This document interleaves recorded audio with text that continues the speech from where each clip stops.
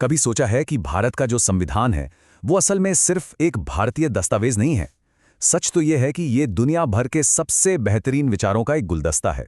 तो आज हम एक ऐसी ही यात्रा पर निकलेंगे, ये समझने के लिए कि कैसे हमारे संविधान बनाने वालों ने पूरी दुनिया से प्रेरणा लेकर भारत की आत्मा को कागज पर उतारा। जरा सोचिए वो चुनौती कितनी बड़ी रही होगी जो भारत के संस्थापकों के सामने थी। एक देश जो अभी अभी आजाद हुआ है, करोड़ों लोग, न जाने कितनी भाषाएं और संस्कृतियां, इन सब के लिए एक ऐसा संविधान बनाना था जो आने वाली कई पीढ़ियों को रास्ता दिखा सके। ये कोई आम किताब लिखने जैसा काम नहीं था, ये तो एक पूरे राष्ट्र की किस्मत लिखने जैसा। तो उन्होंने किया क्या? देखिए, उन्होंने हर चीज को नए सिरे से बनाने की कोशिश नहीं की, बल्कि उन्होंने एक बहुत ही स्मार्ट, एक बहुत ही प्रैक्टिकल रास्ता चुना।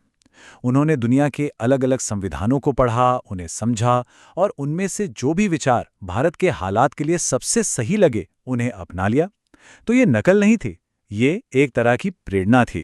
तो फिर चलिए इस संवैधानिक वर्ल्ड टूर पर निकलते हैं। हम ये देखेंगे कि कौन सा आइडिया किस देश से आया।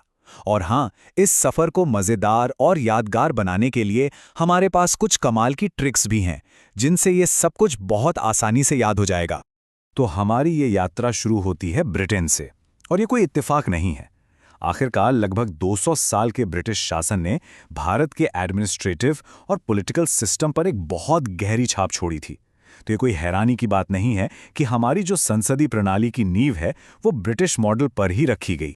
तो parliamentary system, rule of law, single citizenship, ये कुछ बड़ी बड़ी चीजें हैं जो हमने ब्रिटिश सिस्टम से सीखी।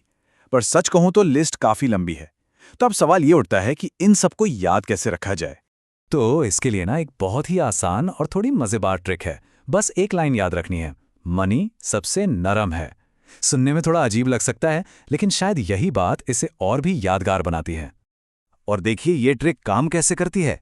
म से मंत्रिमंडल प्रणाली, नी से नियंत्रक एवं महालेखा परीक्षक यानी सीएजी, स से संसदीय प्रणाली, ब से विधि का शासन, और बस इसी तरह ये एक छोटा सा वाक्य ब्रिटेन से लिए गए 8 बड़े प्रावधानों को कवर कर लेता है ना कमाल? एक लाइन में पूरा चैप्टर।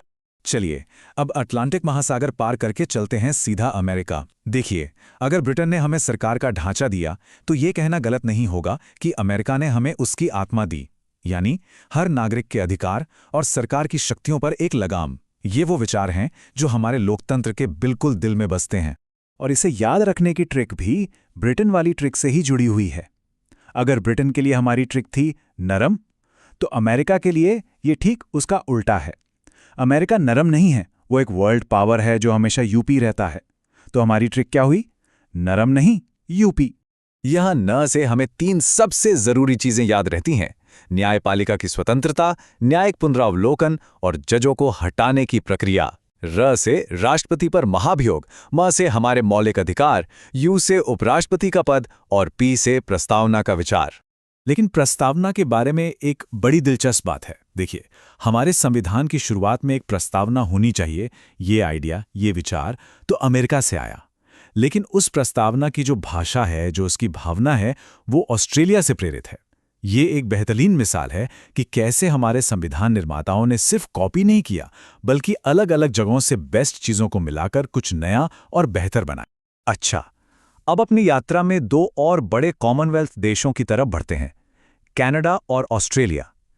इन दोनों देशों ने भारत के फेडरल स्ट्रक्चर को, यानी केंद्र और राज्यों के बीच ताकत के बंटवारे को एक शक्ल देने में बहुत मदद की। कनाडा से लिए गए प्रावधानों को याद रखने के लिए एक बहुत मजेदार विजुअल ट्रिक है। जरा कनाडा शब्द को ध्यान से सुनिए। क्या ये सुनने में नाड़ा जैसा नहीं लगता?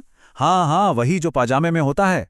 अब जरा सोचिए कि एक नाड़ा अगर जमीन पर पड़ा हो तो वो कैसा दिखेगा? थोड़ा टेढ़ा मेढ़ा, एक सांप की तरह, है ना? और सांप को हम सर्प भी तो कहते हैं। बस यही हमारी कुंजी है, SARP। तो एस से स्ट्रॉन्ग सेंटर, यानी एक मजबूत केंद्र वाला फेडरल सिस्टम। ए से एडवाइजरी जुरिस्डिक्शन, मतलब सुप्रीम कोर्ट का सलाहकारी अधिकार। आर से रेजिड्यूरी पावर्स, यानी बची खुची शक्तियां केंद्र के पास रहेंगी। और पी से प्रोविंस, यानी प्रांतों में राज्यपालों की नियुक्ति। चलिए अब ऑस्ट्रेलिया की ओर चलते हैं, जब हम ऑस्ट्रेलिया सुनते हैं तो इसके ओस वाले हिस्से पर जरा गौर कीजिए। ये ओस जैसा लगता है ना? और सुबह सुबह ओस की बूंदें कहाँ जमती हैं? किसी भी सरफेस यानी सतह पर। और बस यही हमारी अगली ट्रिक है। तो सरफेस के एस से है समवर्ती सूची यानी कॉन्करेंट लिस्ट, आर से राज्यों के बीच व्यापार के रिलेशंस, एफ से फ्रॉम प्रिएम्बल यानी प्रस्तावना की भाषा, जिसकी बात हमने थोड़ी देर पहले की थी, और आखिरी एस से संसद की संयुक्त बैठक या जॉइंट सिटिंग। ठीक है, तो अब तक हमने बड़े बड़े ढांचों की बात की। अब जरा रफ्तार बढ़ाते हैं और देखते हैं कि कैसे कुछ और देशों से हमने बहुत ही स्पेसिफिक और ज़रूरी विचार लिए। ये दुनिया भर से चुने गए कुछ खास समाधानों की एक झलक है। सबसे पहले बात करते हैं आयरलैंड की। क्या आपने आरआरआर फिल्म देखी है? अगर हाँ, तो समझिए आपको आयरलैंड से लिए गए 3 मुख्य प्रावधान याद हो गए।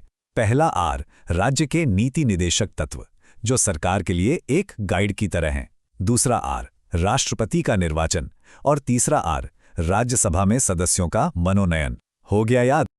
अब चलते हैं दक्षिण अफ्रीका, जो अपने शेरों के लिए बहुत मशहूर है। और शेर शब्द से हमें 2 चीज़ें याद होती हैं। एस से संविधान संशोधन की प्रक्रिया, जो हमारे संविधान को समय के साथ बदलने की ताकत देती है।